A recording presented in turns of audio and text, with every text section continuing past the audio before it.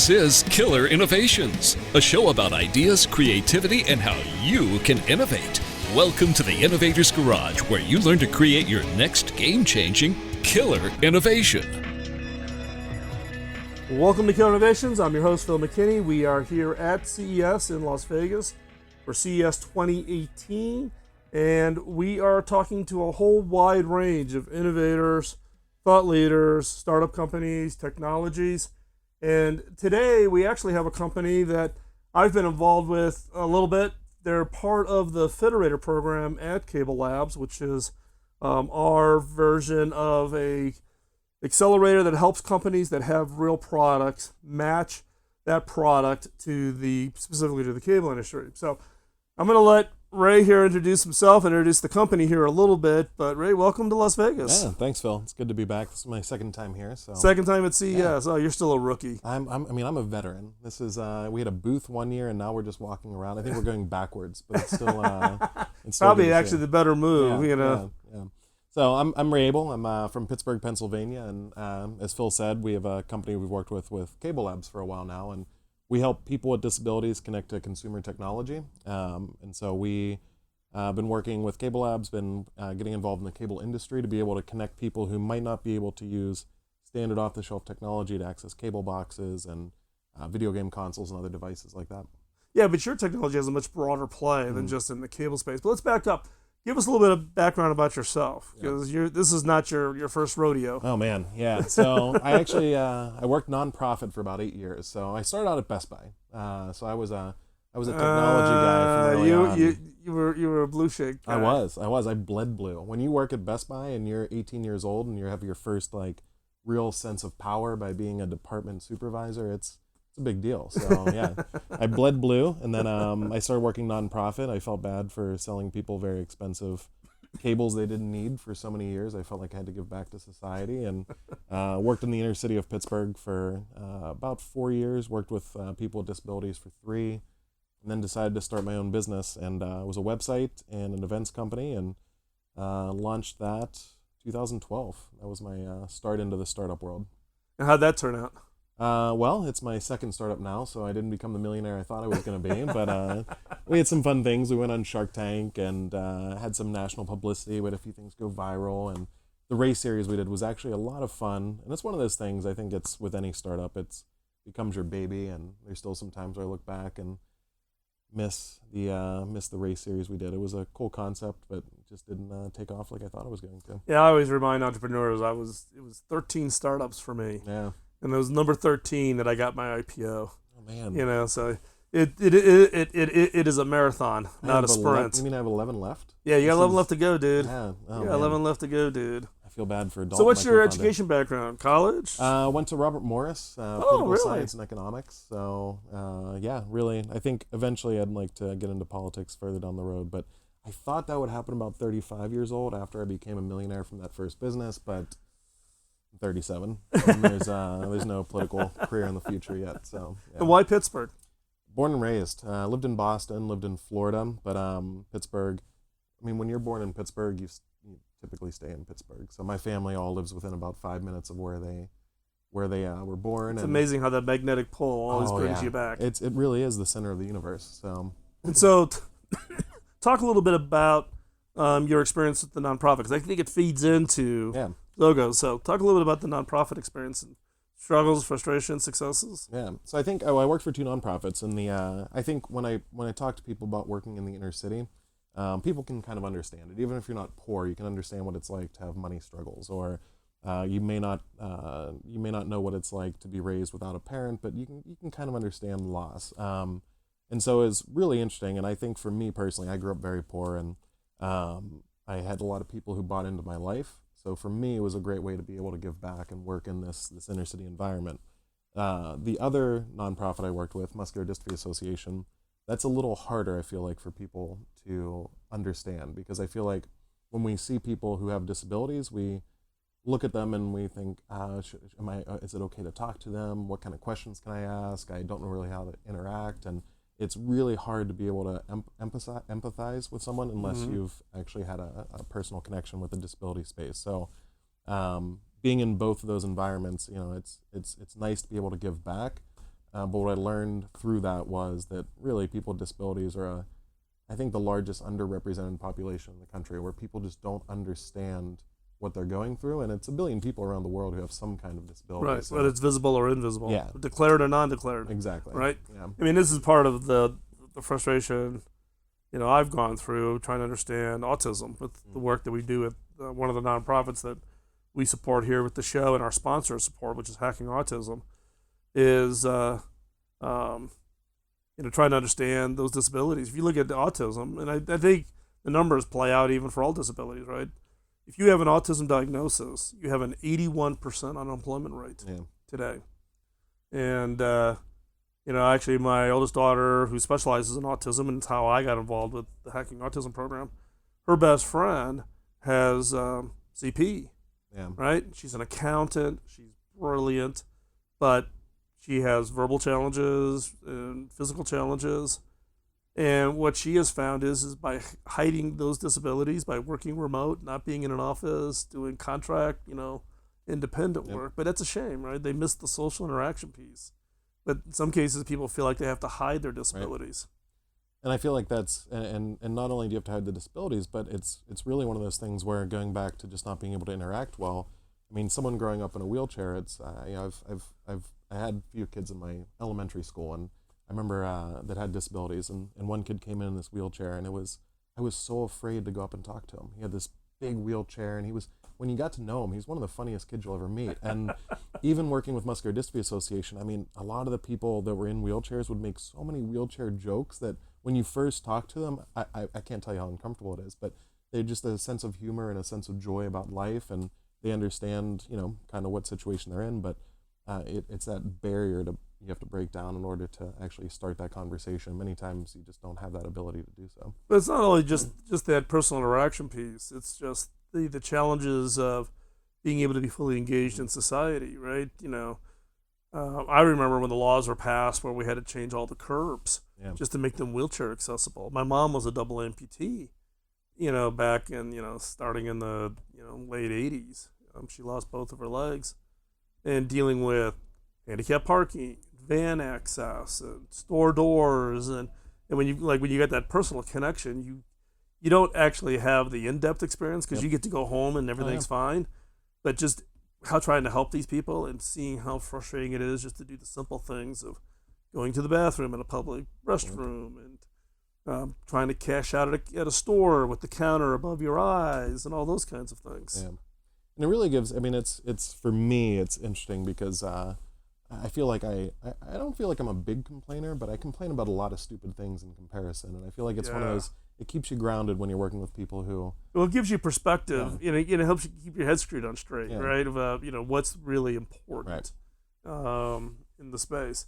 But I got a feeling that this all is part of that catalyst of doing what you guys are doing now, which is around how do you take some of those barriers away? How do we make it easier for people to take advantage of even just the simple technologies that we don't even think about, these days, that have such a positive impact on our lives every day. Yeah. And I've seen, when I was at HP, I had the accessibility team reporting to me. And, you do a Braille keyboard. By the time you average out the cost for a Braille keyboard, it's $10,000. Right. Because there's just not a lot. You can't manufacture a lot of them, but you got to make a mold. You got to do all the electronics work. You got to build the product.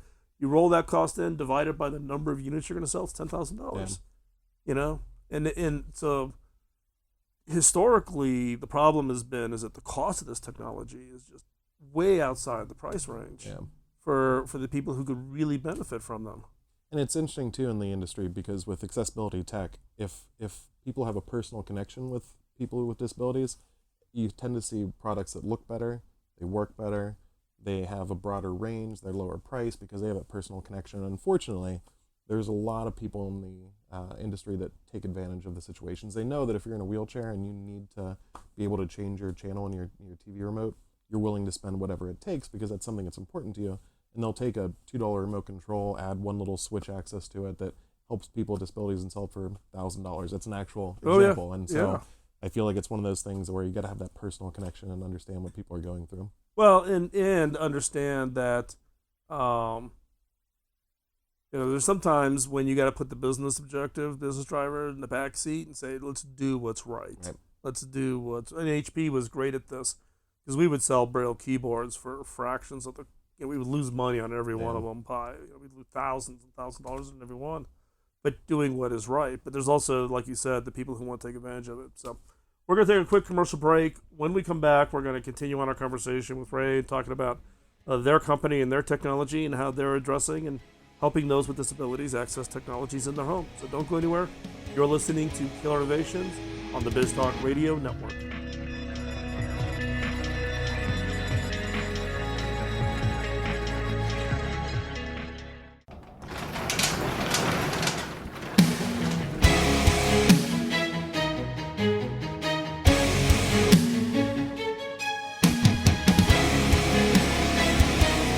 This is Killer Innovations, a show about ideas, creativity, and how you can innovate.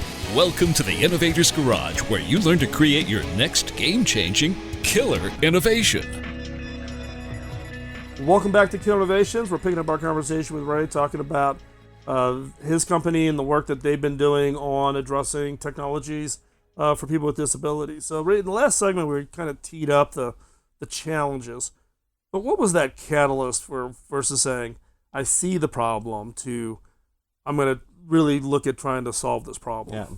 So I think for us, there's I'm the business guy for what we do. I don't have the engineering background. It's one of my biggest regrets is not learning how to code. I still bothers me to this day. But my co-founder Dalton, he grew up close to someone with a disability, so having that person in his life as he was growing up and seeing the challenges they faced, he's an actual engineer, so he can get this work done. And it's a good pairing, and I think that's an important thing when you're going into business, is finding that right partner and having someone there that can really come alongside you and keep you moving and keep you motivated. And so, well, in fact, just real quick, if you look at all the great companies, it was always a partnering relationship. Bill Hood, David Packard, Steve Jobs, Steve Wozniak, Bill Gates, Paul Allen, right? Finding that complementary. Yeah, and I appreciate it. I'm the Jobs, he's the Wozniak. So yeah, this is perfect. I appreciate the compliment, Phil. But I'll check with Dalton on that. But yeah, so Dalton had the engineering background, and actually it started out as a class project. And the intent of the original product we did was to be able to help specifically people with disabilities connect to a GameCube. And then coming on board, we started seeing when I kind of had the broader vision of the cable industry, and we started looking at things like that, and went from there to what about smart homes, and what about all these different devices, and how can we make a central device that helps all these different layers. But it came from personal experience. We saw the problems, we saw the challenges, and so it was a passion project. Yeah. Mm-hmm. And so it started off as a class project to solve a very specific problem. Then what? Did people try to say, well, if you could do that, could you do this? And then it kind of didn't organically grew? What was that migration? So I came on a little bit after Dalton and Noam started. That was the two co-founders. They went to University of Penn. That's where the product was built, and they started doing an accelerator in Pittsburgh, just a small accelerator there. And the idea was, all right, how do we take it? It was really just, at that point, it was still just for gaming. It was going to be, well, maybe not just GameCube, but how about GameCube, Xbox, Wii, all the big systems. And with an idea that rehabilitation was a longer-term play for us. And then when I came on board, it was actually, before I came on board officially, I wanted to kind of meet the team and really get to know Noam and Dalton. And we went to an event in Philadelphia, and I randomly ran into this engineer from one of the cable box manufacturers, and just seemed like a really nice guy. Didn't actually seem like someone who would be good for the business. He just seemed like he really cared about disabilities and what we were doing. And decided to grab lunch with him the next time I was in Philadelphia. And when I did, he had mentioned that he knew this guy, Tom, who was the vice president of accessibility at Comcast and would like to meet with us. And I said, Tom is well known in the accessibility community. Tom Lidkowski, he's a great guy. And we've been talking for a year and a half now, but that's where even the cable industry got started. It was one of those moments of, hey, we're going to go meet with Comcast. Let's make this work with Comcast cable boxes. So going in with Tom, he expected us just to talk about gaming and what we're doing. And we had hardwired an infrared port into the back of our prototype unit and made it work with a cable box, and just showed off kind of the connections. Well, he had to be thrilled with that. Yeah, it was great. We also had a drone flying around that almost hit him in the head, so that was not our best idea. But the drone wasn't great. He wasn't, but the cable box, it was a good move. But it's actually interesting when you think about Comcast and the work that Tom's been doing. I knew Tom before he was at Comcast in the accessibility space, but that is the Comcast, and particularly the voice remote, is the perfect example of a technology which had its catalyst in accessibility that has actually had such broad adoption. You know, people think about accessibility as just really this niche-y thing, but it actually, when people have that experience and they go, wow, it's actually a better experience for me, and therefore has much broader appeal to it overall. Yeah, and I think that's the thing. Oftentimes when we talk about the industry and accessibility, people are putting out these niche devices, and they're doing it specifically because if you can sell 10 devices at $1,000 each, it's much better than selling one device at $300, because that's kind of the way the market works. But when you build a product that actually works well, and one of our guiding principles, we always say that we want to build beautiful interfaces that work across a lot of levels. So for us, it's one of those things where when we build an interface that works well for people who have 2 switches in their wheelchair, that's all they can use is those 2 switches, because they may not have any access or any ability to move below the neck.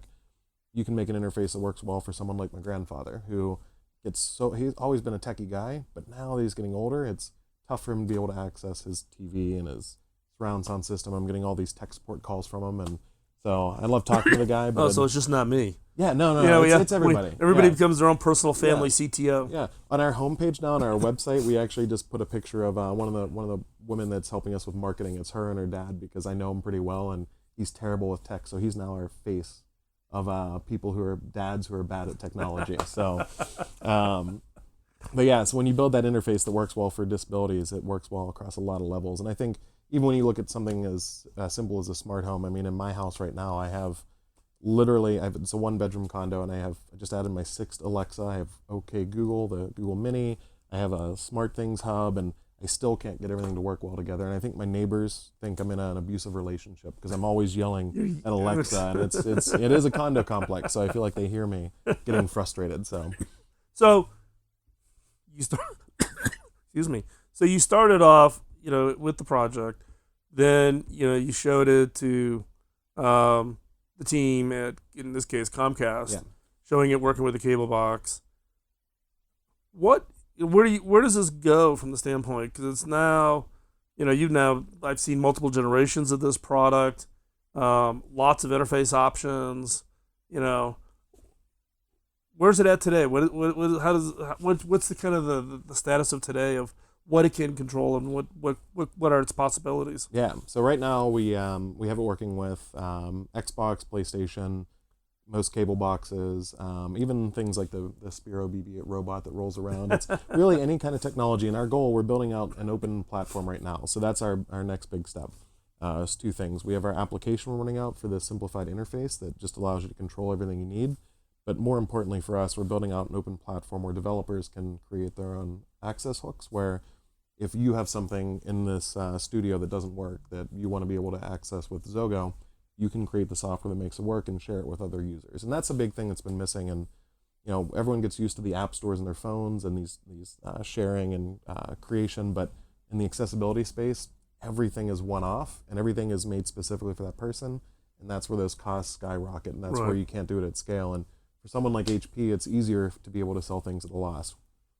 We can't. Exactly. We need to figure out a way to make it scalable, and that's well, for you though, it's really about how do I build a platform that has all of the interface options. Mm-hmm. So it's really left to the imagination of the integrator to take advantage of this interface to this interface, and let me facilitate having that work in a home, or to put together a solution for someone with a unique set of disabilities to take advantage of that platform. During the next break, I'm going to take some notes and put what you just said down there. I feel like you just set up our marketing for our next level, so that's perfect. I don't know about that, but and that's always the hardest part. So we're going to continue this conversation when we come back from this commercial break, talk more about the business, where you're at, your fundraising activities, and what's next. So don't go anywhere. We'll be right back after this quick commercial break.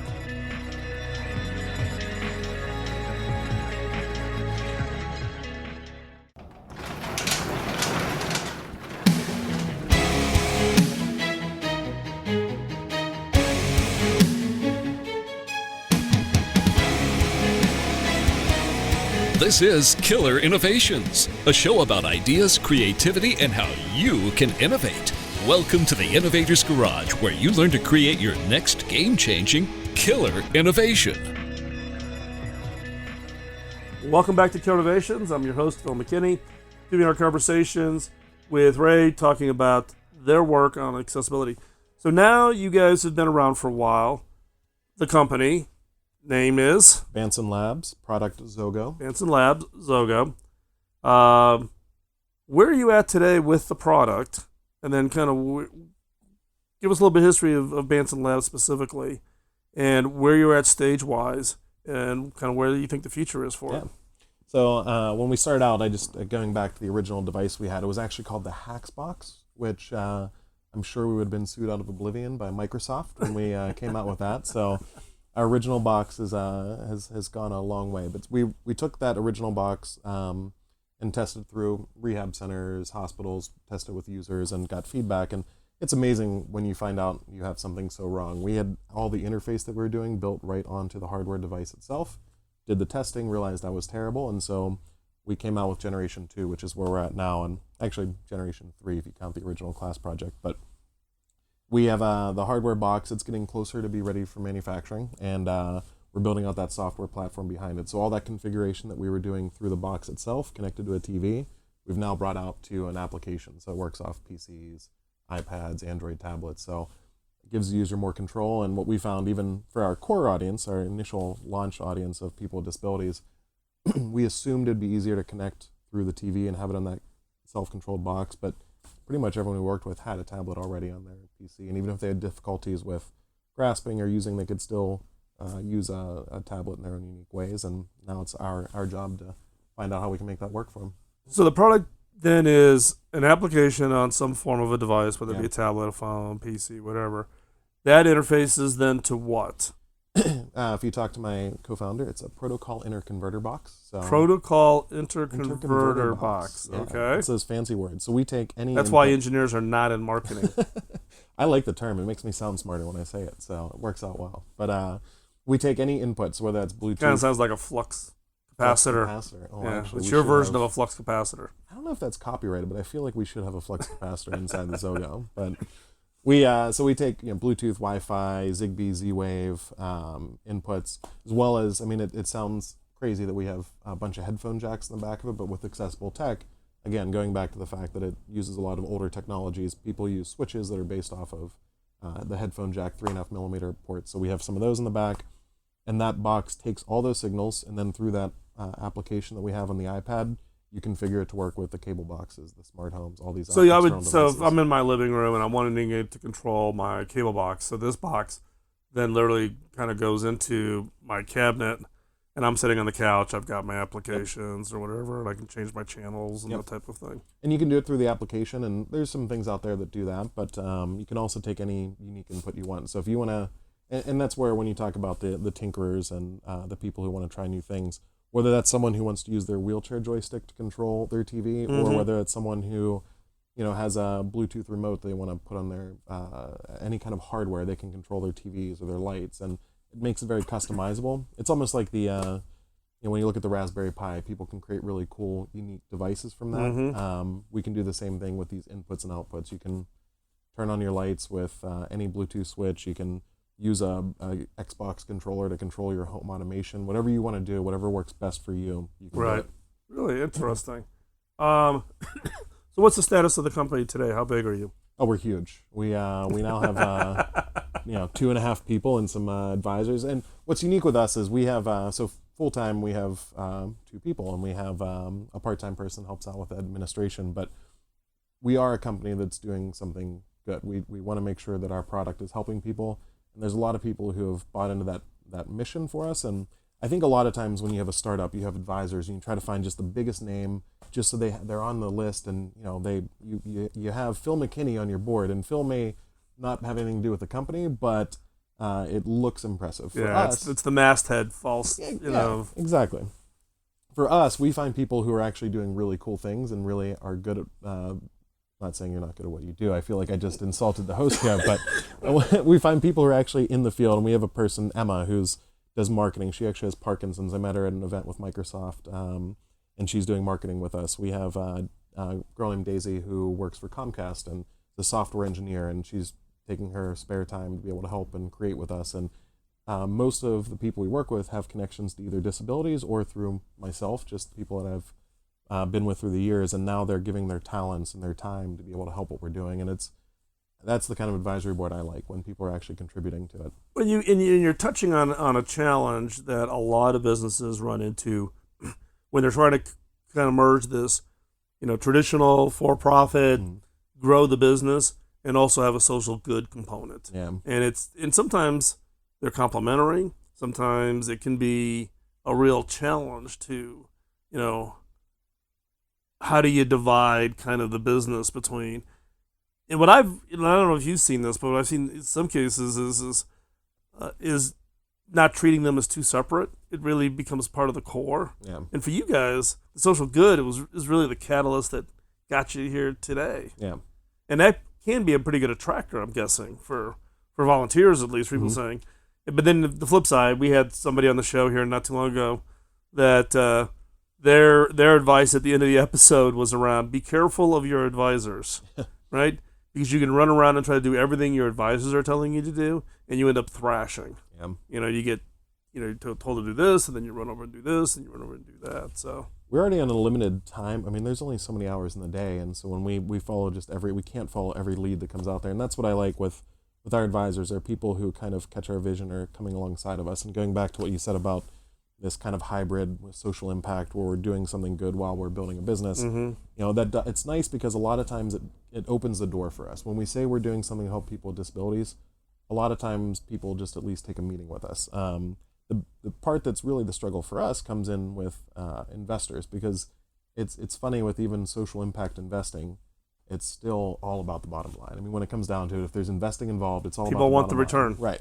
And I think for us, it's not that we don't have a good return or we don't have a good business model long term and how we're building this. I think people expect the next Uber, that they're going to invest, and in a year and a half they're going to be worth $15 billion. So where are you at with your capital raise? So we did a seed round so far. So we've raised about $450,000 total between, to clarify that, we've done some of that through investments. And one of the nice things about being a social good company is that you can win a lot of awards. So we've actually had about 100,000 of that in just competitions we won where it's been free money. So that is one benefit from doing no equity in that equity, no equity. They give you money for doing something good. So that's been good. But so we've raised that money, and we still have, as a small company and as someone who's paying ourselves very little, we have been able to make that work for us. And now we're getting ready to start moving into a bigger round of funding. We have a couple proof of concepts we're working on with larger companies that if they integrate, we're going to have to grow much more quickly than we're doing right now. Then you got the reverse problem. Exactly. And so today, the seed round and friends and family then? Yeah, so personal connections. We had one institutional investor, but we it was originally one of the companies we did an accelerator with, and one of the they came on board for a little bit extra on top of it. So it was nice. They saw what we're doing, and decided to come on big. So it was So this first big round then will be really your A round then. Yeah. At this point. We're looking at potentially, depending on what happens with some of these proof of concepts, working on either an extended seed round to spend a lot more focus on the development, or if we do get a contract, then we are then you're into the A round, and now you're off to Taiwan with the ODMs to get design for manufacturability challenge. Yeah. That's do you want to come along with us for that? Oh, I get that. I think I've had 12 people so far here at CES corner me for help on hardware. Hardware's hard. Yeah. Right? I keep flashing back to the fact that we used to ship 40 million laptops a year and 30 million desktops a year, and crank the factories. But hardware is incredibly hard. It's just hard to do. It's software and apps, much easier. I know. And actually, I think your approach to depending less on the being in the core hardware, giving yourself that flexible platform so you can be app driven to control those interfaces, that gives you a huge amount of flexibility and actually reduces your dependency on the hardware piece. Right. So we're going to take another quick commercial break here. When we come back, what I'd like for you to do is to share, if you get a chance to kind of know all of your experiences now and go back to the beginning, is there anything you would do differently? So take this during the break, think about it, come back with 1, 2, 3 items that if you could give yourself advice back to the beginning, knowing what you know today, what would that advice be? So That sounds great. I'm putting you under the gun, and when we come right. back from this commercial break, we'll be waiting to hear what advice you would give us and the listeners that you should be thinking about doing differently. So don't go anywhere. We're going to come back. We'll have the advice segment and understand kind of the pain and challenges of taking an innovation and turning it into a real product and a real company. We'll be right back after this break.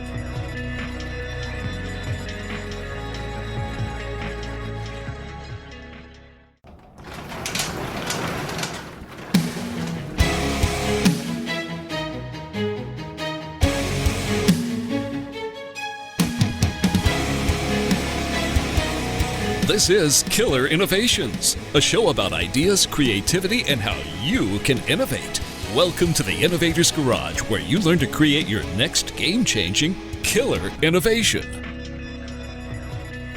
Welcome back to Killer Innovations. As we wrap up the show, I'd asked Ray to think about it during the commercial break to come back with a couple pieces of advice. So if you had an opportunity to go back from what you know now and share with you back at the beginning of going down this whole experience, what would be those pieces of advice? Yeah.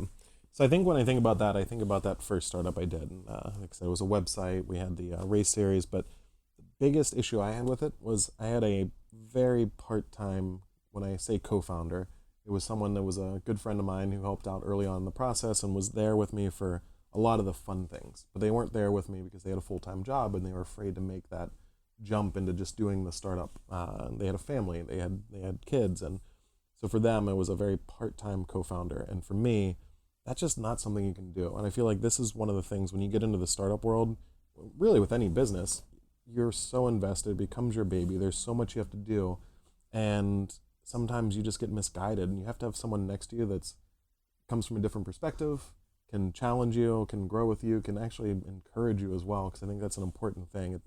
Sometimes you get overworked, and it's nice to have someone in the trenches with you, and that was a huge miss on my first time through. So would you say then that you're against people trying to do the startup thing by doing some kind of a side hustle? I mean, if you can do it, great, but I don't see how it can be done. I think it depends on what it is. I mean, I think a lot of times the term startup gets a little bit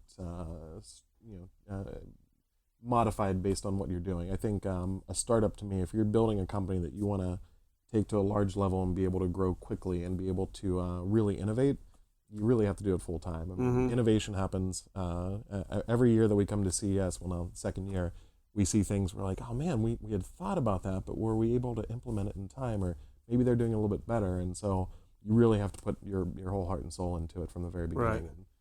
Doing it alone, it's a lonely world. Well, doing it alone, right? We talked earlier about the benefit of having a partner who also look. None of us have 100% of the skill sets, right? So finding people, 1, 2, 3, however the original core team is, filling in the gap. But then secondarily, there's a lot of talk out there about doing these side hustles. Oh yeah, keep your full-time job and do it from 10 p.m. to 4 a.m. type of a thing, and try to pull it off. And I agree with you mostly, because that is incredibly hard to try to do a hustle that turns into anything. And you hear every once in a while one of them making it big, but it's almost a little bit of the burning of the boats. Yeah. All chips in, no retreat. You don't have the safety net. Yep. It's amazing how you get focused. And I feel like when you look at Parks and Rec, it's one of my favorite shows. Ron Swanson. I'm not sure if you're familiar with Ron Swanson, but a great piece of advice he's given me is that you never want to half-ass two things. You want to whole-ass one thing. And I feel like when you really got to put everything in and really go for it. So right. Yeah. So what's the second piece of advice? I think that is just making sure you have your business in order. I think one of the things that I came into with Bansen Labs and with Xogo is that we had so many lawyer fees, and it was frustrating to me because I hate paying lawyers.